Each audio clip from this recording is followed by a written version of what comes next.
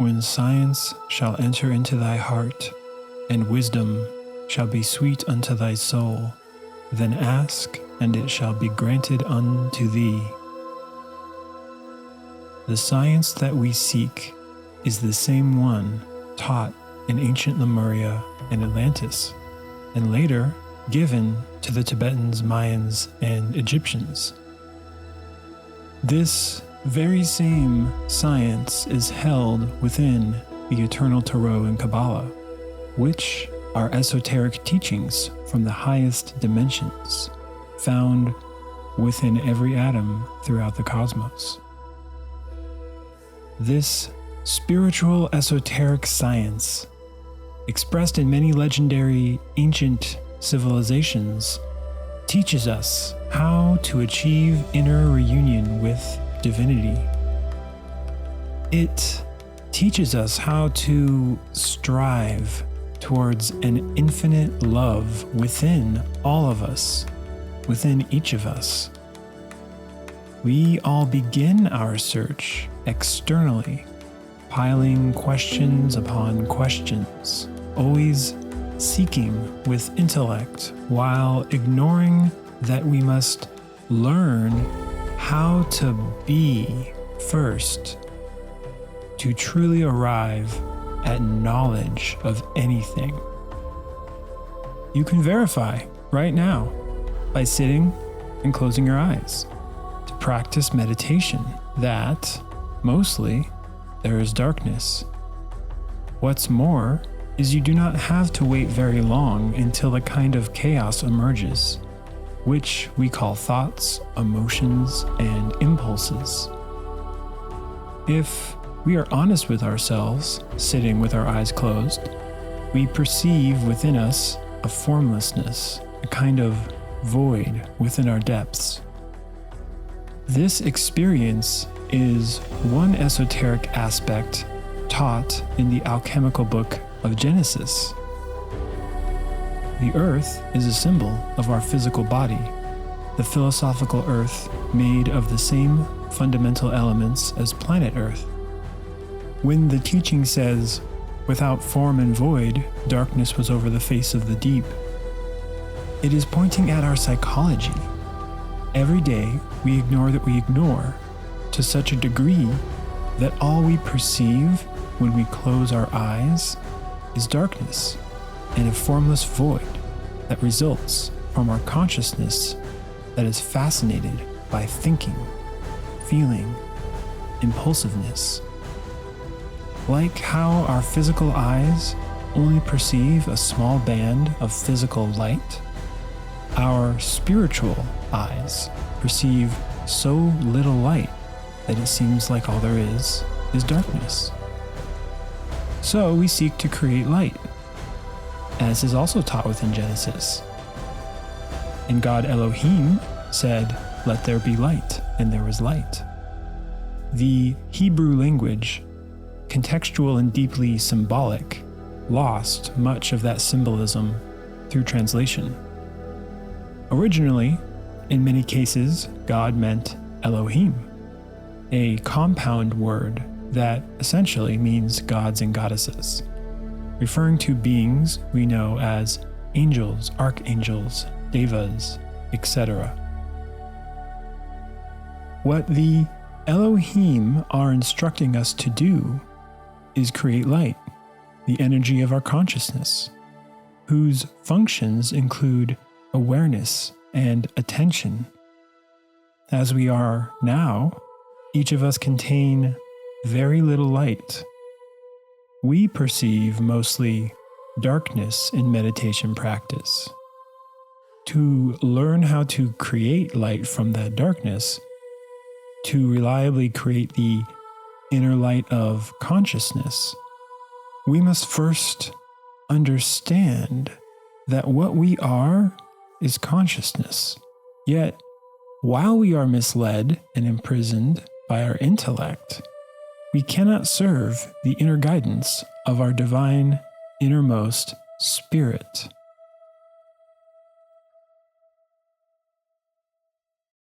As Samael on V.I.T.R.I.O.L teaches in Tarot and Kabbalah, The seventh arcanum is struggle, battle, difficulties.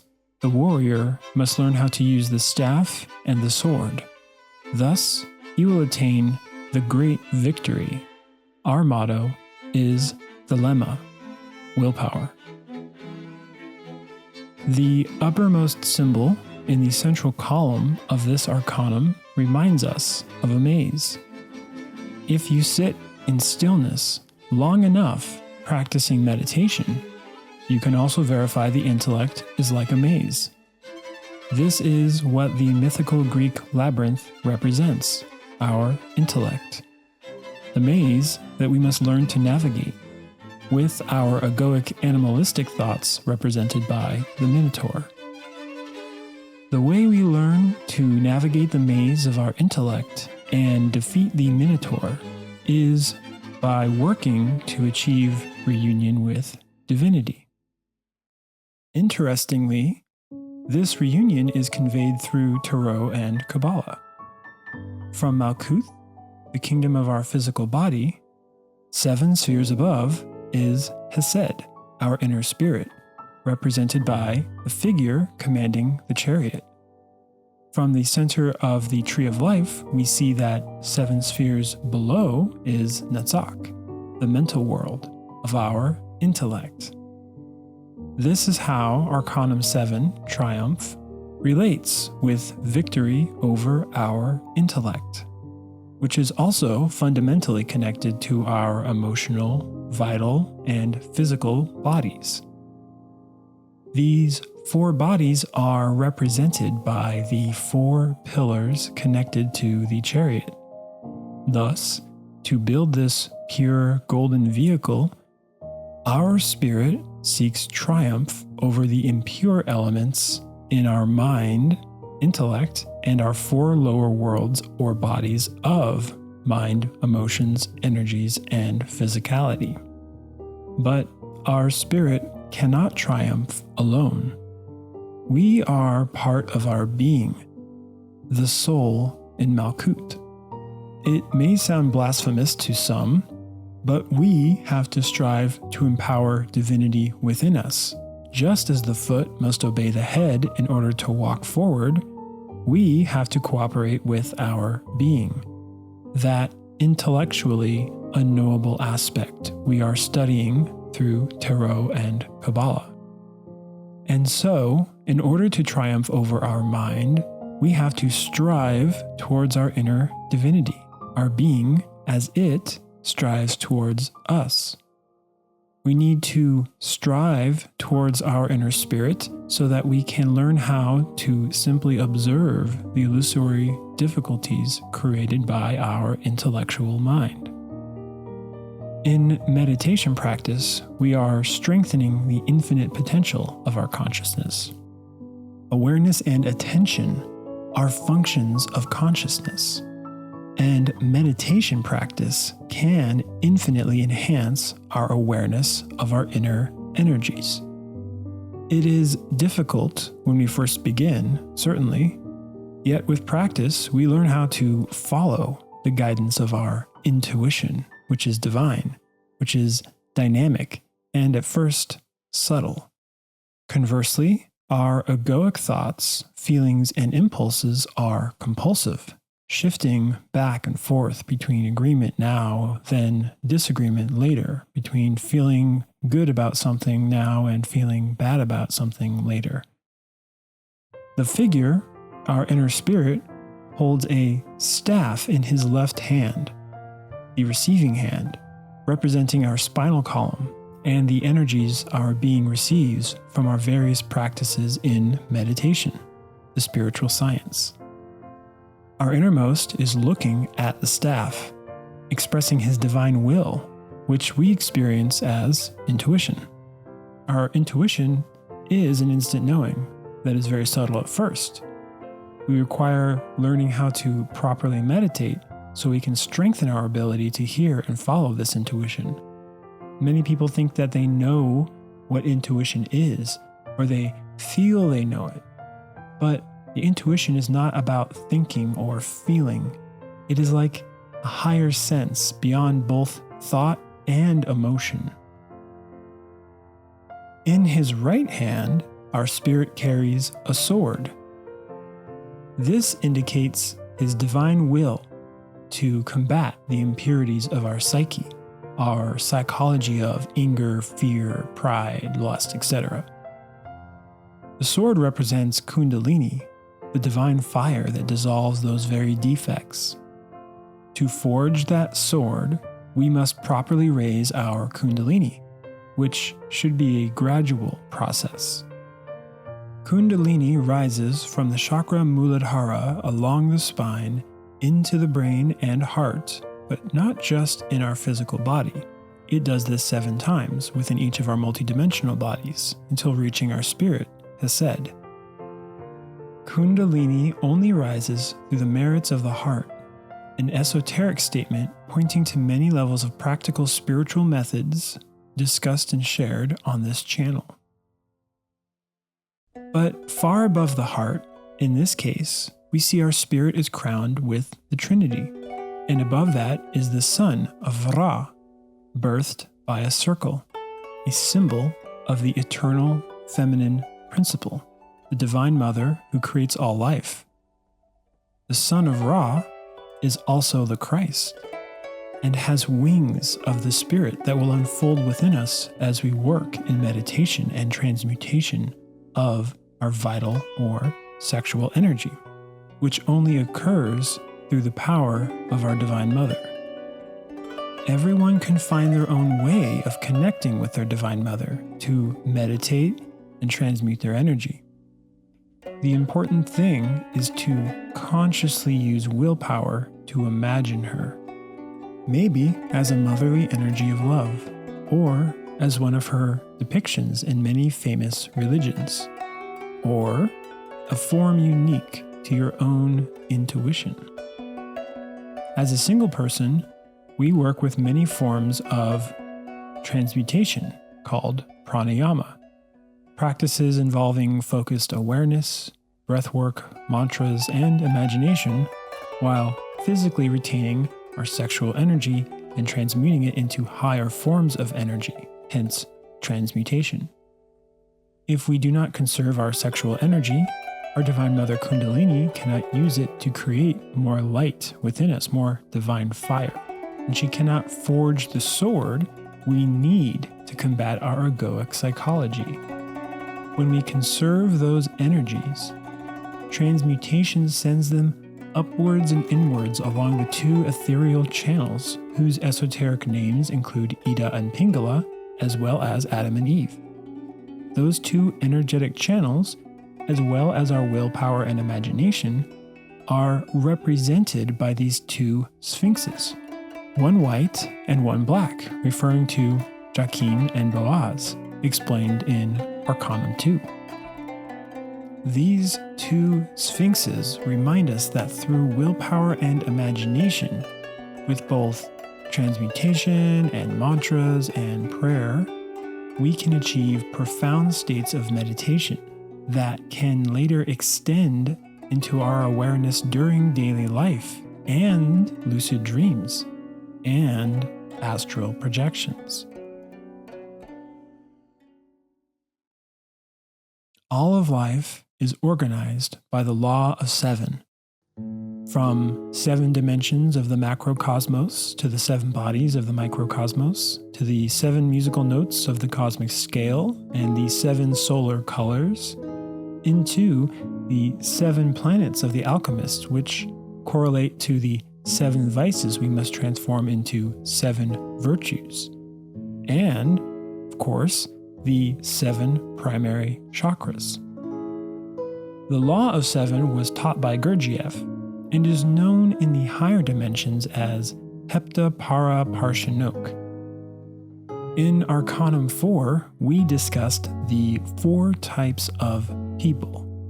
These 4 types correspond with the 3 lower levels of awareness, seen here on the cosmic musical scale of Do, Re, Mi, Fa, Sol, La, Si.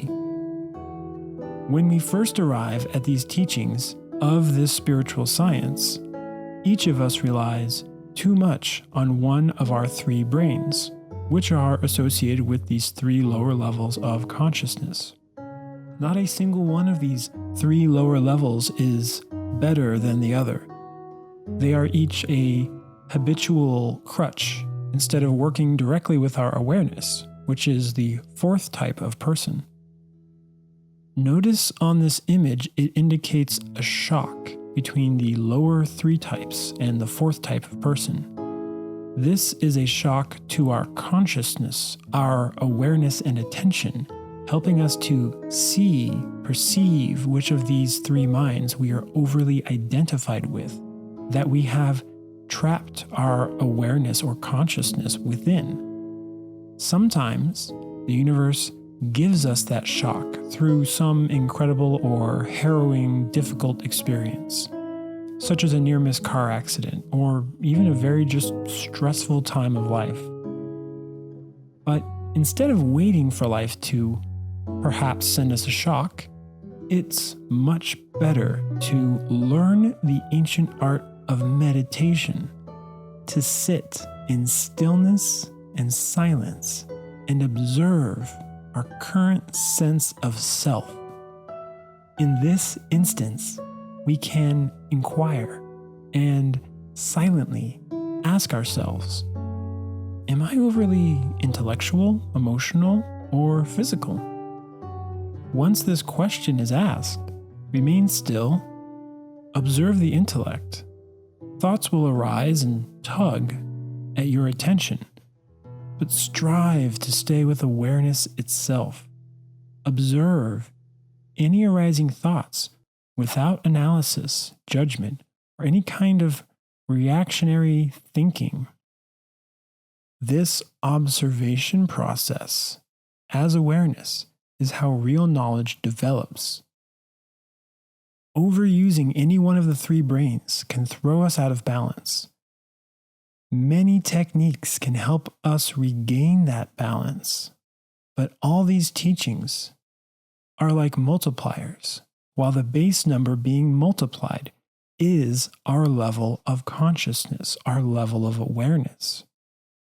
This is why self-observation is the fundamental practice that clears the path to higher levels of consciousness, whether experienced in profound meditation, while shopping at the grocery store, or awakening in the dream world, the astral world, and achieving astral projection. One of these techniques that can multiply our efforts in meditation is known as a mantra, or to mantralize. From Sanskrit, the word mantra means mind protection. Likewise, the Sanskrit word chakra translates to mean wheel, also circle. And a wheel functions by circulating. Chakras circulate our energies. But in which direction do our energies circulate? If we are attentive, that energy is going upwards, inwards, to higher dimensions, to higher levels of our being, of consciousness. If we are distracted, fascinated by anything, then our energies are going downwards, outwards, to lower dimensions, to lower levels of being, lower levels of consciousness, more unconsciousness. We sing or chant mantras to protect, balance, and fuel our consciousness through the chakras. Each vowel that we mantralize will guard our consciousness from the influence of our lower egoic energies, like anger, fear, pride, etc. The letter I vibrates the crown and 3rd eye chakra, awakening clairvoyance. The letter E vibrates the throat chakra, awakening clairaudience. The letter O vibrates the heart chakra, awakening intuition. The letter U vibrates the solar plexus chakra, awakening telepathy. The letter A vibrates the chakra in our lungs, enabling the power to remember our past lives. The letter M vibrates the sacral chakra, granting us the power to consciously depart in our astral body. And finally, the letter S vibrates and fuels all of our chakras very efficiently with sexual energy, and is related to our root chakra and the awakening of our Divine Mother Kundalini within us. Here is a quick reference on how to pronounce each of the mantra vowels from I, E, O, U, A, M, and S. E, E, O, U, A, M,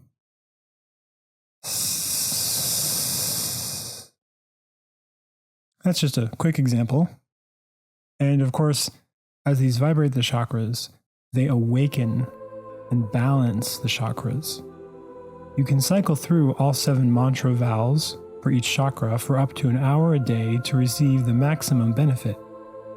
A minimum of 10 to 20 minutes a day tends to help, if nothing else.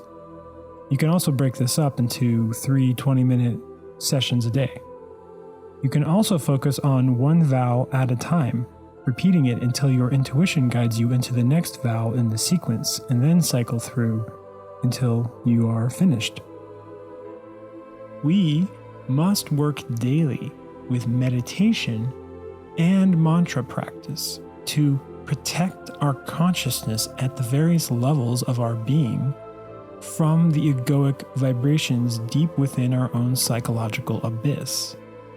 It will help us to maintain our ability to self-observe with awareness as awareness, which is not the same thing as self-observing by thinking about ourselves, by conceptualizing as the self about the self.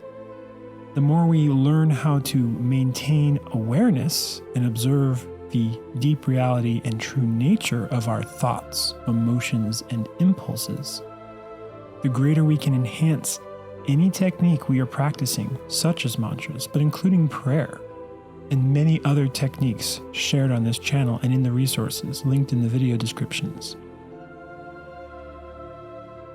Another important aspect during mantra practice is ensuring that we create a vibratory resonance at each chakra point in the body.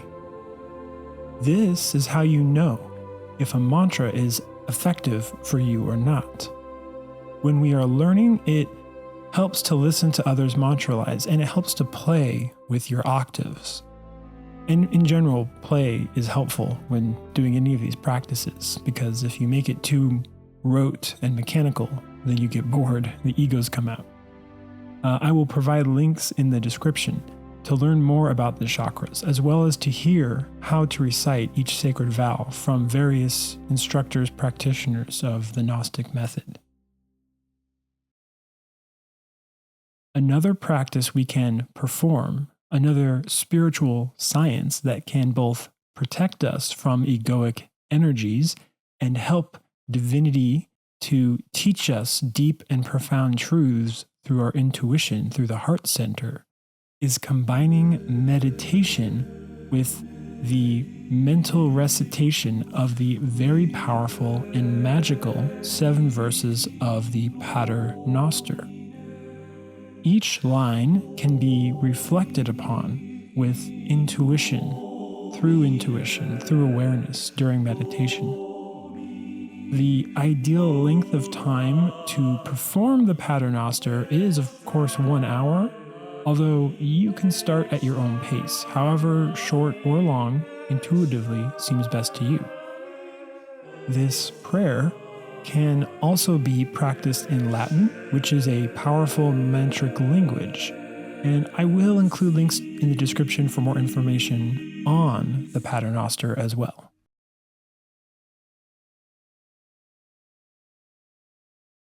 In this image, which is from an anthology of alchemical art created in the 1600s by Daniel Stolz von Stolzenberg, is part of symbolic alchemical teachings of how to work practically to achieve Gnosis, knowledge through direct experience. These teachings were given in an esoteric manner to be undetectable by fanatics within the orthodoxy of that time. We see in the image a star with 7 points, referring us to the 7 planets of the alchemists, who knew there were more planets in our solar system but used these 7 as symbols, methods of teaching, alchemical esoteric methods. So our 3 brains are represented with corpus, anima, spiritus, which means body, soul, spirit. At the bottom, the sign of Saturn points towards corpus, the body, referencing the Sabbath, Saturday, or Saturn Day, the 7th planet of the alchemists. Working with Saturn, which is a symbol of the Holy Spirit, we practice transmuting our philosophical earth through the body. We do this through our sexual energy, represented in this image of a perfect cubic stone, the foundation stone in Kabbalah, known as Yesod. This foundational energy of our physical body, of the physical dimension, is what we are learning to work with, perfect. And it is also symbolized as the philosophical stone of alchemists and the sacred Kabbalah of the Middle East. So what it means when saying, visit the interior of the earth, which through rectifying you will find the occult stone, is that in meditation, we go within and learn to navigate the darkness of our own psychological chaos, our psyche, the maze-like cavernous mind included, which are full of our psychological defects, our vices, our egos. We do this by utilizing the foundational energy of our body and by protecting our levels of consciousness and our mind with the chakras and learning to observe as pure awareness. And that creative energy that fuels our chakras, that fuels our consciousness, our awareness, that energy is what creates the sword, which is the famed flaming sword of Kundalini, represented by the Hebrew letter of this arcanum, Zayin. Along with Zayin, in this realm of Asya on Arcanum 7, we see the symbols for Pisces and Neptune. In this instance, these 2 symbols are intimately related with Zayin as the symbol of the feminine power of Divine Mother Kundalini. It reminds us of the tale of King Arthur, where the Lady of the Lake provides the sword. This too is a symbol of Kundalini, the divine sword we receive in the superior dimensions of the cosmos, the sword granted only by our Divine Mother. In the physical dimension, the smith strikes with the hammer of his willpower, forging a sword from imagination, which is heated in the fire and then cooled in the water repeatedly until it reaches a kind of perfection, like the cubic stone. What this means esoterically, if you've been following the tarot series, then you'll remember that fire is the cosmic masculine force, also willpower, and water represents the cosmic feminine force, also imagination. Pisces is the symbol that represents the dualistic qualities of these 2 energies. We must learn to wisely balance the fire and water, willpower and imagination.